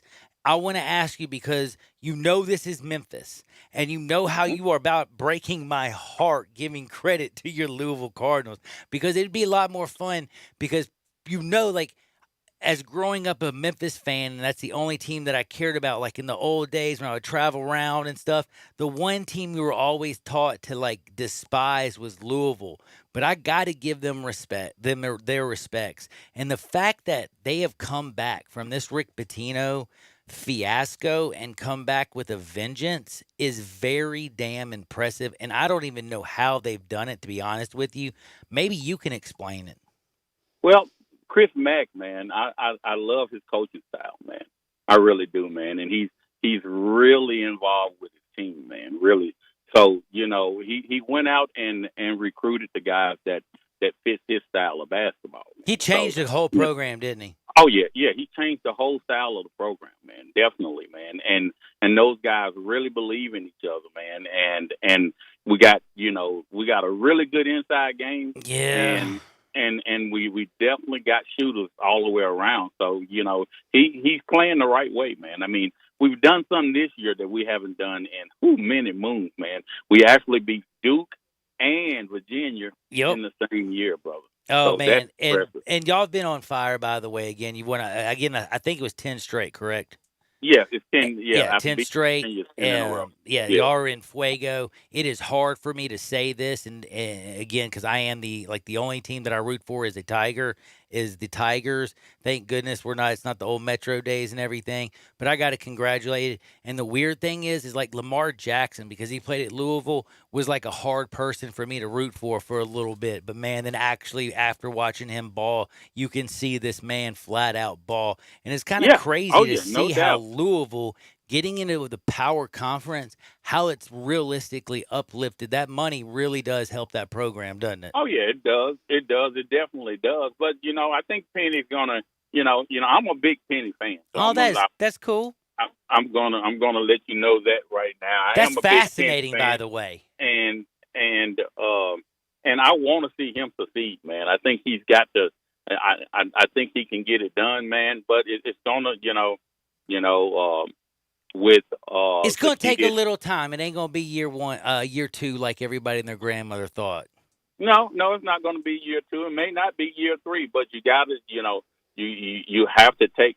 It takes the time to get the program where you want it, man. Definitely. Hey, I definitely agree. I got to say, hey, I wish you the best of luck this year. I think anybody's got it, and I will say one thing. This year is anybody. Anybody got the opportunity. Anybody can do it this year. And Chris Mack, he does look like he has positioned himself in that Louisville team to get possibly at the worst, and I mean the worst, a deadgum 3 seed. But if they keep going, they could get a number 1 seed before this year's over. Oh, yeah, definitely. Well, I appreciate you, brother. Have a good one. Take care, Michael. You know what time it is, don't you? It's always time to remember. It is time for, that's right, MemphisFarmers.com. That's MemphisFarmers.com. Chad Gatlin, you got to call him. Why? Could you imagine if you got a flood or a guy came in and started robbing you? Next thing you know, you're like, what am I going to do? Well, all you do is call Chad Gatlin at MemphisFarmers.com, or go to MemphisFarmers.com and you'll see a picture of Daniel Gatlin. You'll read all about him. His friends call him Chad. Call him at 901-235-1176. Bing, bang, boom. You'll be like, Chad, what's up, brother? And they'll be like, yo, I got you. And you'll be like, thank you, thank you, thank you. And the next thing you know, we'll be going to Hardwood together. This is Access Hardwood. Oh, buddy, I am fired up for some Hardwood today, and I got to tell you right now, I got to give my man Michael a little bit of props, because as hard as it was to talk about his Louisville Cardinal, I got to give those Cardinals, and yeah, they aren't Stanford Cardinal, they're the Louisville Cardinals. I got to give them credit, because Steven and Malik and all that, just they've been playing good ball. But the thing is Chris Mack, I just don't feel like you're going to find him in an Italian restaurant late at night, or that there's going to be a couple of, how we say it, ladies of the night working at a certain dorm room. All right, see, now you're but anyway, I have to give you credit, Rick man. Pitino. Want to know why I have to give you credit? Why? Because I was so good. Remember last segment when you talked about a great Valentine's gift for your man? Yes. Is some Dude, tickets. Guess who just bought me some tickets? No way. Are you kidding me? You only hear this. Look, Johnny is helping everybody out, and I am thankful. Dude, I'm a very that is thankful awesome. guy right now. Winner, chicken dinner, and you can do the same thing because I have been telling people that if you are listening, ladies, Valentine's Day is on the 14th. Us men, we just want to appease you. But if you want to make sure that your Valentine's Day is perfect, take your man out tomorrow to the Grizzlies game to see Dame Time against Ja Morant, and I promise you, you will have the Valentine Day of your life. And I just checked. They have tickets in the club level for $20, yo. $20. You can't beat that. Go check it out. It's almost like they're doing it for Valentine's Day. Like it is almost like they're doing deal. something. It really is unbelievable cool. And you can't, I mean, these are usually like $100 tickets for $20. So check them out. You'll have a lot of fun. Plus, it's Damian Lillard and Ja Morant. That's enough said. Now, are you ready to play my new game? So I had fun today. I didn't know about my new game until I decided to Google NASCAR. I had no idea how much fun Googling NASCAR could be. So, do you know what happens? What's the format of the game, real quick, before we get into it? So, it's very simple. Like, if you have a phone, like, it's just if you have your phone, and I don't know about y'all, but most phones, it'll show you, like, the most, it'll, like, be like I Googled NASCAR, says NASCAR. It shows you, like, race details. You know, it's got Brad Keselowski, it's got Daytona 500 Media Day show and all this stuff. And then it has my favorite things, the arrows right underneath it, you know? Have you ever checked out the arrows in the most asked questions? I do check those out. Well, if you were at NASCAR, you would find out that 80% of NASCAR, or how did NASCAR, all right, we're going to play a game. Did NASCAR drivers wear diapers? No. Yes. They do? Yes. That was the first question actually there. So why? And it says, so did you look? Did you look any far? 80% Am I the only one who didn't know that they wore diapers? It said 80% do number one in a 500-mile race. Oh, I get it now. Never mind. It makes a lot of sense. And they're in a fireproof suit, too, that you can't take off until the race is over. Yeah, and you're in that car. Sadly, 1 in 4 of them. Do I need to continue? Yes, absolutely. Yes, you do. Do you know what comes on at 2 o'clock? Today is hardwood, and let me just tell you, 1 in 4, number 2, 80%, number 1. Fire suits are not cool. Being a NASCAR driver, just a curious question for all you young kids out there who are like, yeah, I'm going to grow up like Dale. What is it, Days of Thunder? Y'all probably never even seen that. I think it's Tom Cruise was in a movie, and he was like a NASCAR driver. I don't even know if it was Tom Cruise, but anyway, again, we can say that my short-term memory doesn't work, or my long-term memory. I don't know. My memory don't work very well. But there was a race car movie, and it was called Days of Thunder. And this was like kind of like a big movie, and kids wanted to be NASCAR drivers. And I just wanted to ask you, after that Google question, do you still want to be a NASCAR driver? Hey, look, I played football, and let's be real, man. People are going number 1 in their pants, too. That is true. Unfortunately, gross enough. Oh, man. And they don't have to. They don't. They can just go to the bathroom. At least with the NASCAR drivers, they're forced to. Like, you really want to win this race, so you have to, you know.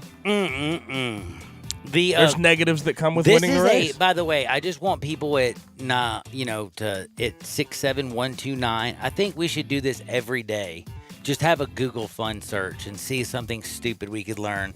Like, because when I Googled NASCAR and saw that the first thing came up, they were like, do NASCAR drivers wear diapers? and I like hit the thing to look at it, and they talk about it in such detail. Like, I don't know why. I just was fascinated, and I think this is a new, this is definitely a new segment I think that we're going to have to undertake. Gabe, you down? I'm down. Now, before I really make this place absolutely fall over and hit people with, like, Justin Bieber, that's really stupid stuff. The whole Dwayne Wade, I definitely don't want to talk about. I could care less about an Astro person saying I'm remorseful. Well, I will say this. Marwin Gonzalez is the only one who's actually said anything. So I'll give him credit for that. Ooh, can I just say, can I give you credit for knowing Marwin Gonzalez was the one who said that? Oh, my God. But that twin, how could I, last year, that Twins lineup, okay? I got to give credit where credit's due, and he was one of their big I'm bats. so proud of you, dude. Wow, that was very, very, very, very, very heady for Gabe Kuhn, the football player from the University of Memphis, who is not just a producer, but he has now become a baseball aficionado. I'm so proud of you. That was awesome. But yeah, Marwin came out, and he was part of that Twins team that's been bad to the bone. But he literally came out and said, and now after listening to Gabe, I feel like a big jerk. Gabe, thanks. You don't have to, because he did it. At the end of the day, he did it. You don't have to feel bad.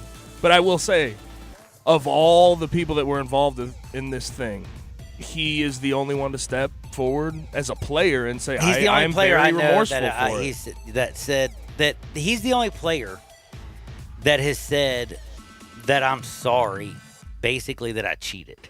Do you know what I mean by that? Yeah. And you know what? Now after you say that, the fact that he said those words, I guess it does have a little bit and more I meaning. love the fact now, like, there's probably going to be these step backs of people trying to make can I tell you excuses for the something? Astros, and there's nothing you can say because Marwin Gonzalez is out here saying, I'm sorry, we did it. Well, can I just say something? Well, here's where I'm mad. And do you want to know why I guess I'm upset that it's Marwin Gonzalez? Because, damn it should be Jose Altuve. It should be Carlos Correa. It should be Alex Bregman. It should be the guys that are the stars. It should be George Springer. It should be the stars of the Astros, their number one hitters, the guys who have just signed monster contracts. That families will be rich beyond belief forever. Like, generations have been changed. Who knows, though? It could have gone the other way for certain people. Because their lives, they could have gotten that monster contract or that monster deal had things gone a different way. But again, I'm just trying to say that after listening to Gabe Kuhn, I am going to unequivocally come out and say this. While I am still ticked off that Marwin Gonzalez is the only player that has come out and apologized and admitted to it, I am still ticked off that, well, I mean, how many people do we have to have? AJ Hinch. I should have done more to stop this. We now have Marwin Gonzalez. We got Mike Fiers, who blew this thing off, like blew the roof off of this joint. And we finally got a player who's now actually says he's sorry. Where the heck are the other 25 players? Huh? Saying no comment when asked the questions, probably. Just, I don't like the way this is being handled. I don't like the fact that my man gets to keep his World Series trophy from So, 17. Marwin, look, we will say here on Sports 56 Happy Hour that we're mad you did it, but at least happy. I want you to think actually about this. came out and said you were sorry. You know what he honestly also said? You know that Marwin Gonzalez, he finished in the MVP voting that year.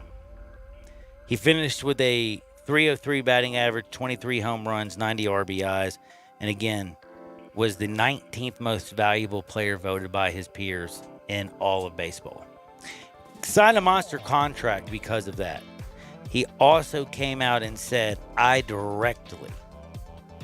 am remorseful, I'm saddened, and it hurts knowing I directly benefited and will not be punished for any of the role in this scandal.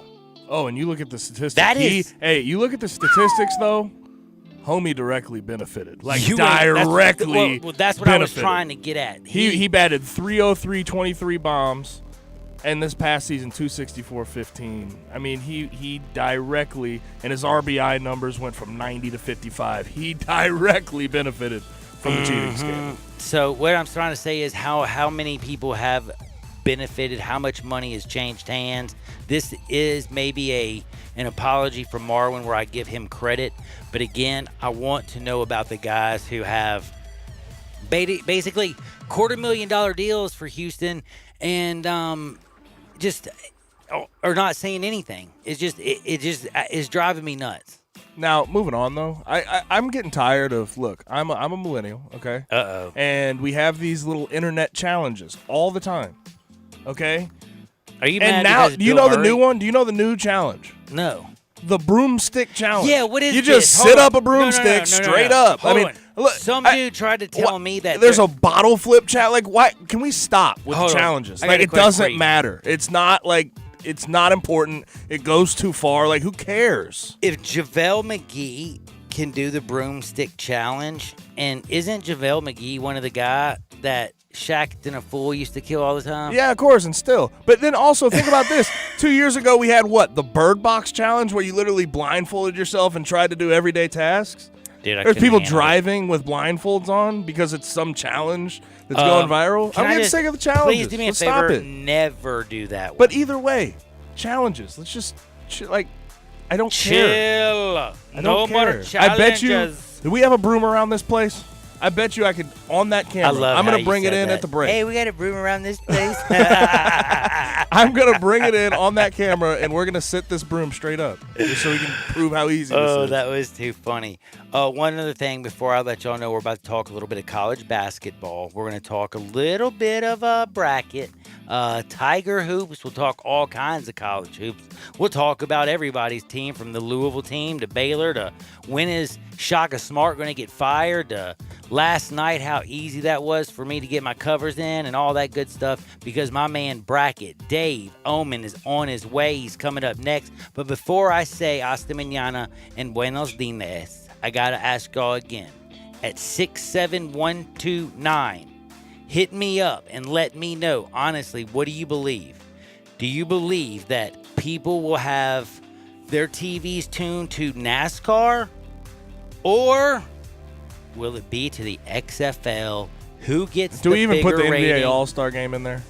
No, I don't put all-star games in anything. I don't believe in those ratings. Those are unequivocally for straight-up dudes that live in their mother's basement. Okay? Period. All-star game? Same people that comment on YouTube videos and Here's stuff the like that? all-star game. I tell you who made the team and who got voted. I might even mention who won and got the MVP. After that, I might say who should have been on the team and who got, snubbed. But talking about the actual game, not going to happen. But I will tell you what I will talk about. MemphisFarmers.com. My friend Chad Gallen. Never, ever forget him. 901-235-1176. And we are coming back because we got to get real deep up in college basketball. Do y'all even know who's number one right now? Do y'all know where Memphis even is? All that basketball excitement that we had when the Tigers were in the top 25 and then the top 15 and all that good stuff. And the next thing you know, you're like, what? And now everybody right now, they're just looking around going, so am I a Roughneck fan or what are y'all called? The Battlehawks? The Battlehawks, yeah. Yeah, St. Louis St. Louis Battlehawks. Or am I a Viper? Their hashtag is cleared to engage. Cleared to engage. That is. You know, I always think those hashtags for teams are just so corny. Wait, dude, hold on. That makes me think for some reason of, have you seen that commercial for Match from Rebel Wilson? I probably, yes. And at the very end, it says, I want to make love. And I'm like, that is the best, match. I want to make love. That's sweet. It's very nice. And then having Rebel do it, I don't know. I'm going to take a break. I'll be right back. We're talking college basketball on Real Sports Talk, Sports 56, 96.1 and 87.7 FM. Sports Time on Sports 56 with Wallow and Stats. Weekday afternoons from 3 till 6. Right here on Sports 56, 96.1 and 87.7 FM. You'll see the dedication in every single step. You'll see it in the smiles When smiles are hard to get, you'll see it in the little things that add up to success. The caring and passion are the things that we love best. Wolf Chase Lemon Brace is your Mid-South provider for orthotics and prosthetics. They are an ABC accredited facility, and their practitioners are ABC certified. At Wolf Chase Lemon Brace, their services include artificial limbs, legs and arms, braces of all kinds, and custom molded inserts. You can call them today at 901-507-7821 for their location on Highway 64 in between Germantown Parkway and Appling Road, or visit them at their new location in Jackson, Tennessee. That number is 731-660-5900, or visit them on the web at wolfchaselemonbrace.com. Dedicated our life to yours. Wolf Chase Limb and Brace. Farmers Insurance knows that there's a not-so-subtle difference between the sound of a car hitting your rear bumper and the sound of a clown car hitting your rear bumper. Whoa, whoa, whoa, whoa, whoa! Sorry about that. We call that a three-ring fender bender, and we covered it. Talk to a farmer's agent. They know a thing or two because they've seen a thing or two. Call Chad Gatlin at 901-235-1176 or get a fast quote at memphisfarmers.com. We are farmers. Bum, bum, bum, bum, bum, bum. Underwritten by Farmers Truck Fire Insurance Exchanges and Affiliates. Products not available in every state. DeSoto Auto Sales specializes in late model cars with low mileage. They have the highest standards in the car industry. All of their cars are test-driven, checked out from head to toe, unlimited inventory, every make and model. And if it's not on the lot, they'll find it for you. Walk in the door of DeSoto Auto Sales, 5704 Goodman Road. Within 45 minutes, you can test your car, get credit approval, and finish paperwork within an hour. No shortcuts at DeSoto Auto Sales. Kind, courteous employees, a down-home environment. DeSoto Auto Sales cares about your time. Lowest prices in a 350-mile radius. We're living in a world today where time does matter. Visit them online. Check out their referrals. DeSotoAutosales.com. Very proud to serve DeSoto County and other surrounding areas. DeSoto Auto Sales, 5704 Goodman Road. Call 662-890-7184. 662-890-7184. Come on down to DeSoto Auto Sales. Step up your wings game at East Coast Wings and Grill. With 60 wing flavors and 7 heat indexes, do you have what it takes to turn the heat on your wings up to insanity? East Coast Wings and Grill is family friendly with a large variety menu to satisfy the whole bunch. Sign up today for their loyalty program and taste the rewards. For every $1 you spend, you collect a point. Earn 100 points and receive a $5 reward. Next to Lowe's off Highway 64 in Bartlett, come try America's best wings at East Coast Wings and Grill. Welcome back to Sports 56 Happy Hour with Johnny Radio. This hour is brought to you by your CBD store, your one-stop for all your natural, organic, and non-GMO CBD products, where good health hits home. Here's Johnny Radio himself, John Harden. Yo, yo, yo, yo, welcome back into a little Sports 56 Happy Hour. You know who I am, your sports mixologist, John Harden. I'm always hanging out with Gabe Kuhn. Y'all know who Gabe is. He used to block for all those running backs and those quarterbacks, all the guys who, like the guys that Gabe wanted to be, Like, he blocked for all of them. I wanted to be myself. Hey. I'm just messing Don't overstep, man. I would never do that because I always know that you could just step on me and squash me like a bug. I always like messing with my good buddy Gabe. Give him a follow at G_Coon71 because I got a big thanks to my producer. He got me Bracketville. That's right. Dave Amon. That's right. Go to Twitter at Bracket Guy Dave. Give him a follow. He's literally done everything when it comes to college basketball, NBC. He does bracketology and all that good stuff for the NCAA tournament. And he is about to join us like right this minute. What's up, Dave? How are you doing? I am doing well. How are you? Man, I am blessed, very excited and fired up to talk about you, but I'm also extremely scared because from where I was when this year started out, or even like 2019 in November, it's kind of crazy where like everybody who's a college basketball fan could actually be, like whether they're just jumping for joy because of the shock or just they're so disappointed in how bad their conference is or their team or both. And right now here in the city of Memphis, which has a lot of people who love the Southeastern Conference and, of course, a lot of people who love Memphis, the Tigers and the American, both of those conferences, in my opinion, have been very disappointing when it comes to college basketball. And I'm just kind of wondering what you think about Memphis, especially right now. Well, Memphis finds itself in a little bit of a tough spot. Obviously, injuries and some other issues have taken what was a very promising start to the season and certainly added some speed bumps along the way, is maybe a good way to put it.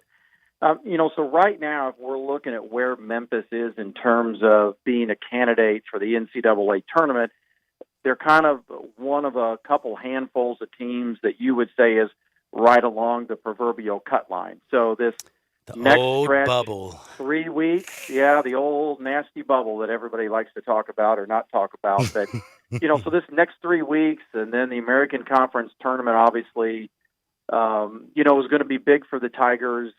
And some of that simply has to do that, the overall strength of the American Conference just hasn't been that great. And so there's not huge opportunities night in and night out to get, resume-changing wins.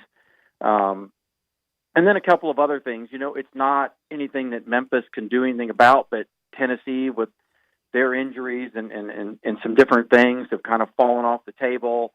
North Carolina State, NC State, another yeah, one I of was about those to say, bubble Tennessee teams. and NC State look like great wins earlier on, and right now, Dave, we're looking around like, dang, those don't look too good right now. And that Oregon loss doesn't even nearly look as strong as it did earlier than it did in the year. Absolutely. And, NC State, if you're looking at sort of where we did our projections, on Monday, with Memphis and Cincinnati and VCU and NC State are all in that group of the, quote, first four out. But you could make arguments one way or the other. So they're all right there. And so this kind of sounds quirky, but, if you're a Memphis fan, you not only want to play well in this upcoming stretch, but you also kind of want to say, well, let's hope Tennessee rebounds a little bit and North Carolina State rebounds and those kinds of things. And I suppose the other positive, if you're Memphis, and if you're an optimist, you look at it this way. Well, we still have a huge game with Cincinnati on Thursday. Mm-hmm. We still play Houston twice, and we still get a home game with Wichita State. So your up games, if you will, or your defining games within your conference, and the ability to post some of those wins is still directly in front of you if you're a Tiger fan, as opposed to if you'd have played all those teams and the only teams you had left on your schedule were the East Carolinas and Tulanes and SMUs, where even if you win, you're really don't have an opportunity to really make a notable mark. Obviously, I know you can't guess what the committee is going to do, but you have 8 games left here. Say you split with Houston, handle them at home, lose to them at their place, and you lose to Cincinnati. That leaves them at 6-2 to finish up the season. Is that enough? I mean, is that enough to just go, handle Houston at home, beat an SMU team on the road, beat Connecticut on the road? Is that going to be enough to get them into an at-large situation? It probably puts them in the mix, obviously, or keeps them in the mix. The challenge I always tell people when you have these conversations about, well, what does my team have to do to get in? Is this enough? There's always a caveat to that, and it's really this, is that with still 3.5 weeks or 4 weeks to go until Selection Sunday, we don't know, for example, who Memphis would be compared against at that time and what those teams' profiles may end up looking like. So it's very difficult because Memphis doesn't play in a vacuum. If nobody else was done and we said, well, here's the benchmark they've got to get to, and if they get there, then they would be better than the next team, that kind of situation would work. Unfortunately, that's not, how the real world works in college basketball because everybody's playing games all the time. And so until the committee that last weekend sees somebody's full body of work as they're going through these resumes, it's very difficult to say. And then, the other thing that always comes up that I try to caution fans on is, and maybe as much this year as any, as you said, it's very hard to predict what's going to happen in any college basketball game this year. There's been some very good teams at the top, but outside of those, it's been wins and losses up and down all over the place. So who knows what we're going to get during championship week. And, so let's say Memphis is fighting for the at-large spot, but then somebody gets hot and Wichita State wins the automatic bid. Or we get somebody from like Richmond out of the Atlantic 10, gets hot and upsets Dayton and gets the automatic bid. And so trying to see, well, how many at-large bids are actually going to be available, and are you going to end up getting compared against a team like from the American or from the A-10, or even like, say, an East Tennessee State from the Southern Conference, who, if they were to win out and lose to, say, UNC Greensboro, ETSU would be right in the at-large discussion. So how is your resume going to compare with theirs? Maybe is different than if Minnesota gets hot out of the Big Ten and they're 5 games over 500 after a win or two in the Big Ten tournament, but they're sitting there as an at-large team where they have some power conference wins that you don't. So it's very difficult to try to project, a month ahead of time. Yeah, because inevitably you're going to have some teams play their way into the tournament, in the conference tournament as well. It's just how it works. But as of right this second, where do you have Memphis? Obviously a bubble team. Do you have them in or out in your bracket?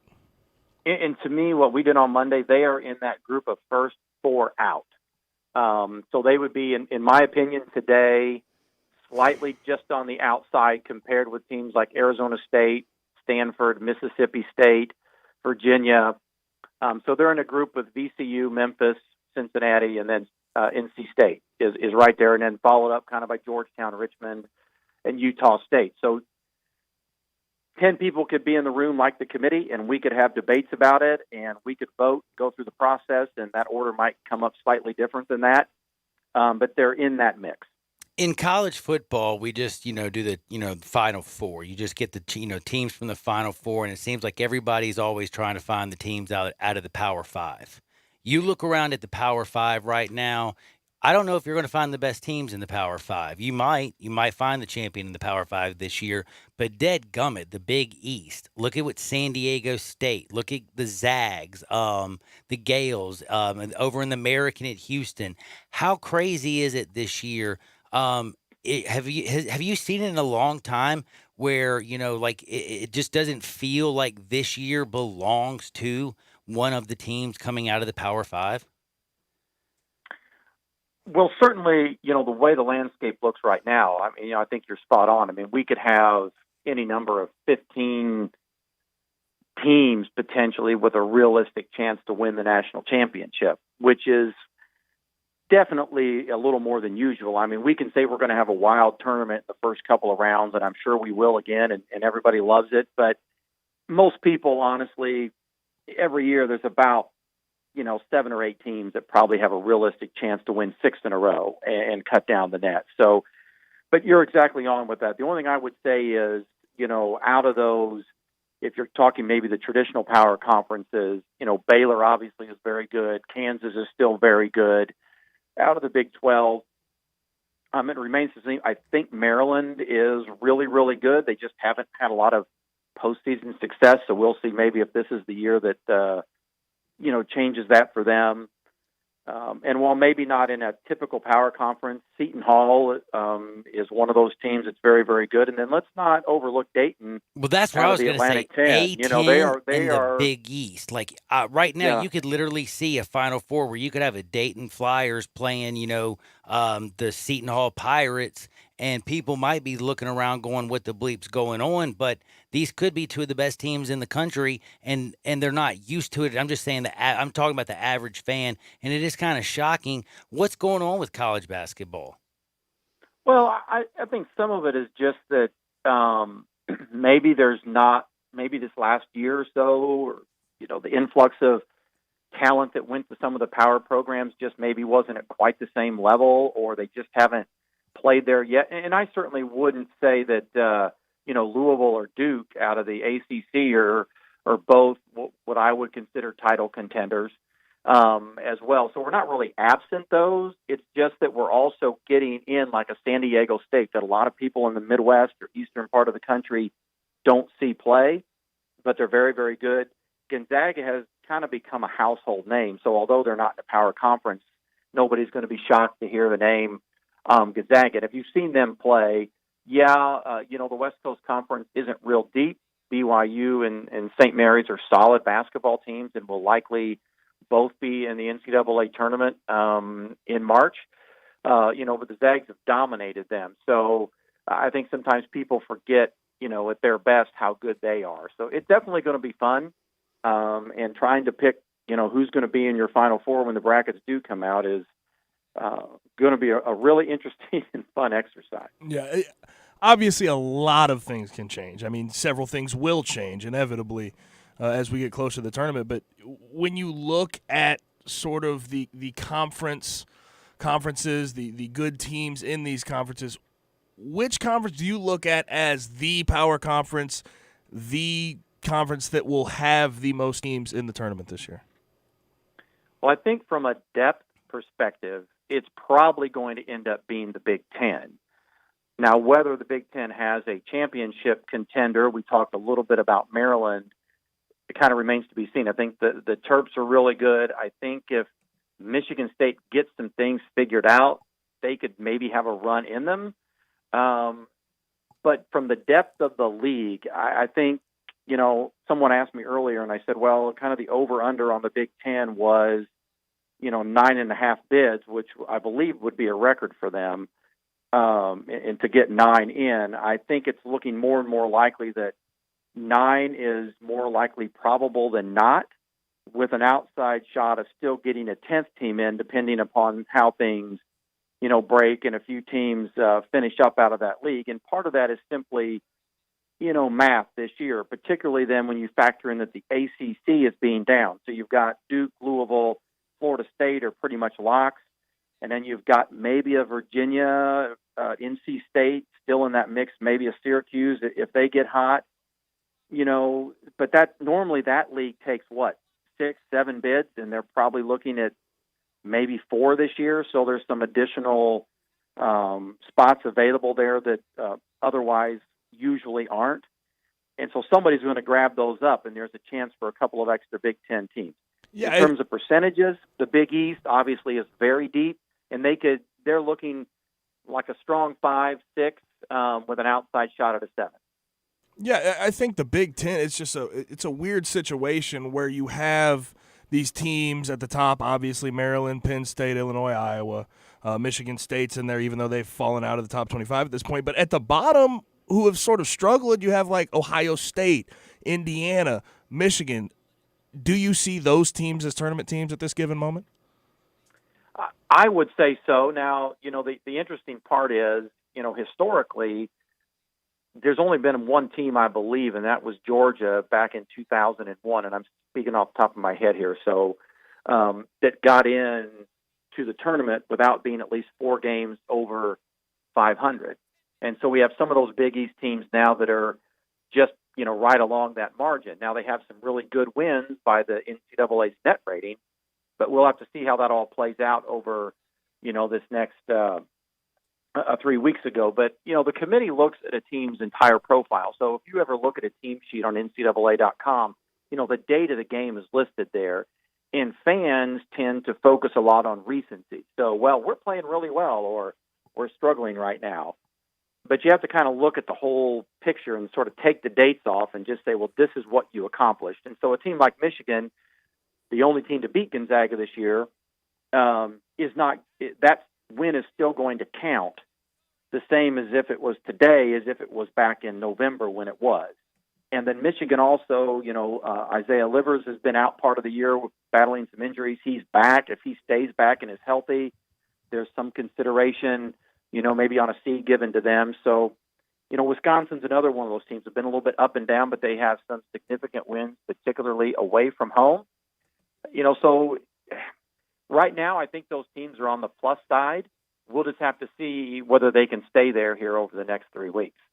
Cassius Winston, some of the, I'm just kind of wondering right now at the beginning of the year, there wasn't necessarily a Zion Williamson guy that you just were like, I got to see this guy. But, everybody knew Marcus Howard and Cassius Winston. I'm just wondering, I want to know who is the guy that you think that's played themselves into the Player of the Year award and has actually been this year's player of the year. Could they be playing for Louisville or maybe Duke right now? Certainly some players in the mix. I don't know that I have a strong favorite. I think a couple guys that maybe get overlooked a little bit, like Miles Powell from Seton Hall he just has that capability, much like a Marcus Howard, where he just gets buckets sometimes, and there's just not a whole lot the other team can do about it when he's pulling up from 40 feet and can just kind of get in one of those modes. Obi Toppin from Dayton, the center there is kind of quietly, probably not going to have what the is he, pub to win it. 28 and like 3 a game? Dude's a baller. But just just a really good player. And then you got it like a Jordan Mora from Louisville, who's just kind of still cruised along and one of the leaders in scoring in the ACC. So, and a couple of guys from Kansas are, going to be in that player of the year mix. You're right. We don't have this overwhelming, oh my goodness, I've got to see them play. But there's still some really good dudes out there playing in college basketball that are going to be fun to watch. Now, I set you up, by the way. Sure. I had to tell you this. I set you up, Dave, because I wanted to ask this one question. Like this year, looking around, it doesn't look like the deepest draft. Like I don't see that Zion Williamson, that Ja, again, Cassius Winston, Marcus Howard. These guys can score. Luke Garza does his thing. There's a lot of guys who can do their thing, but it's just not that year. I am wondering, because I am such a Memphis, we are in Memphis, by the way, Dave, how there's a lot of people who just keep wondering what could have been if Memphis had James Wiseman. Are you gonna, is that something like him not playing? Do you think that is going to be something that helped him out because it's been such a weak year from top to bottom for some of the players of the year? Or is this maybe a missed opportunity where he could have come in there and taken Tigers to heights that nobody had seen the Tigers since 2008? It's a really good question, and I don't have a really good answer to that. I know you don't have the crystal ball. It's all hypothetical. And I'm certainly not as tied into, I certainly kind of watch what's going on with the NBA. I'm not nearly as big an NBA follower or fan as I am of college basketball, but it's hard to get in someone's mind, like from a general manager standpoint of what they're going to look for. Obviously, James Wiseman is uber talented. He's got all the skills you're going to be looking for. Him being healthy and coming out and doing workouts, I kind of find it hard to believe that whether or not he played at Memphis or didn't play at Memphis, because let's be honest, a lot of times they're drafting on potential, right? And that's a good point. And a lot of other things. So I don't know that his potential has changed any. He's maybe not going to be the household name that he might have been if he'd have been on TV a lot at Memphis, and Memphis would have made a run to the Final Four and all the other attention that he would have gotten from that. Whether that might affect his draft status, I really don't know. I would think not. People that are going to know how he plays are going to know how he plays, and you don't find too many people with his size and his athleticism and the things that he can do on the court. So I would expect that he's still going to be a very high draft pick for someone later this summer. Man, everybody make sure you check out my good friend now. It's at Bracket Guy Dave. Dave, I really appreciate Dave Amon, everybody. Go and check him out. He is the man, the myth, the living legend, and he knows basketball like nobody's business. Now, I will say one thing. I know that you got the bracket going. I think you were 100% though with everything that you said. I know you weren't talking about the NBA, but Wiseman, you look at him, he's still 7 feet 1 inch tall. You look around at like an Anthony Edwards, he's still kind of undersized. 6'4" shooting guard is okay. You look at somebody like LaMelo Ball, you don't know what exactly he is. Toppin, who's playing right now. He's at Dayton. He's tearing things up, but he's still like that 6'9" tweener at 220. Like this draft does feel like it may have been the year to not have somebody kind of pick you apart and your game apart when you have such a, large wingspan and such a, I guess, high potential. Yeah, absolutely. And again, I just think, someone of his talent, and let's be honest, nobody ever knows exactly how someone's going to work out or not work out at that level, because, you're talking to some of the most supreme athletes, in the world are playing in the NBA, and there's no way to know exactly how you're going to fare when you match up with that kind of talent and athleticism night in and night out. But with his size and ability to move, and as he works on his game, I think he's got a real potential to be a good pro for a long time. Everybody check out Bracketville and make sure you follow at Bracket Guy Dave. Dave, Appreciate we'll talk Dave. down the road, brother. Thank you. All right. Thank you, guys. Have a good day. We're going to have a great one, and we're going to be right back. And don't forget, Sports Time. It's coming up really soon with Wolo and Stats. This is Sports 56, 96.1 and 87.7 FM. Search Sports 56 on Facebook and give us a like. And follow us on Twitter at Sports 56 WHBQ.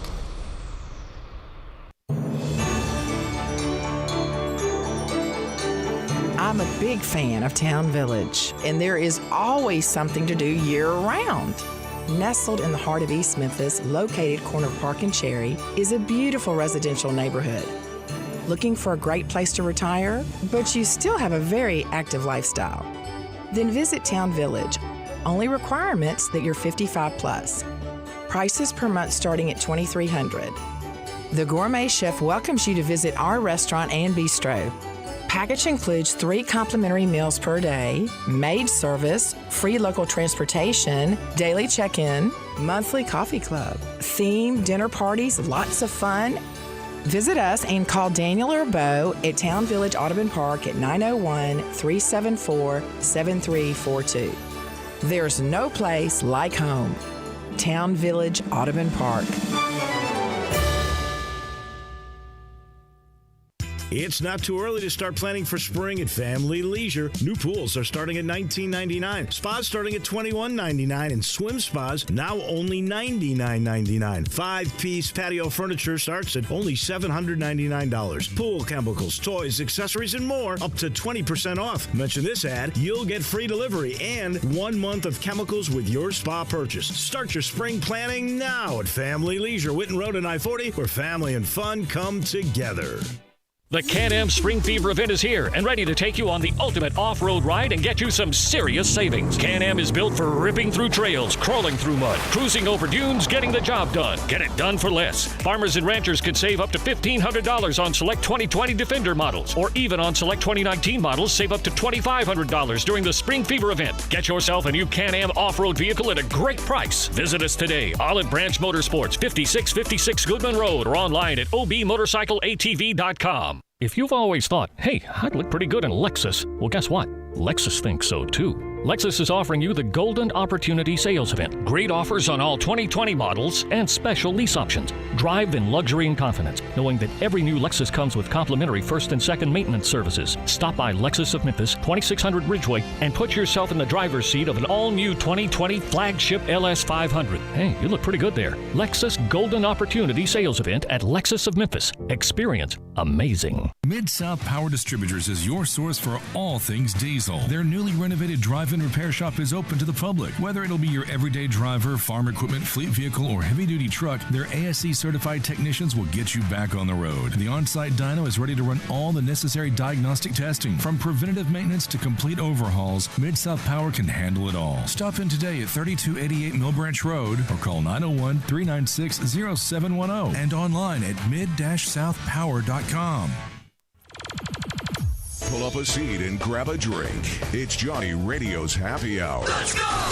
This hour is brought to you by your CBD store, your one-stop for all your natural, organic, and non-GMO CBD products, where good health hits home. Here's Johnny Radio himself, John Harden.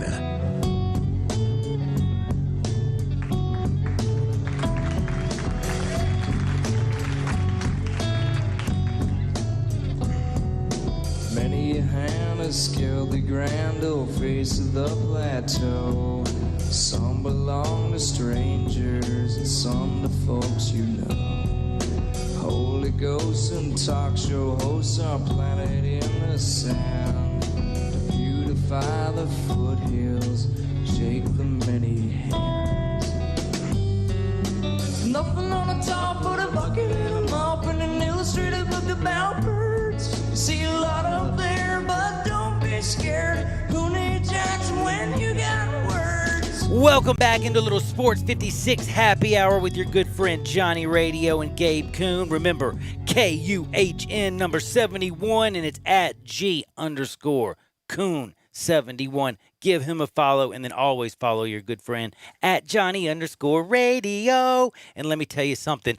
Never look, buddy.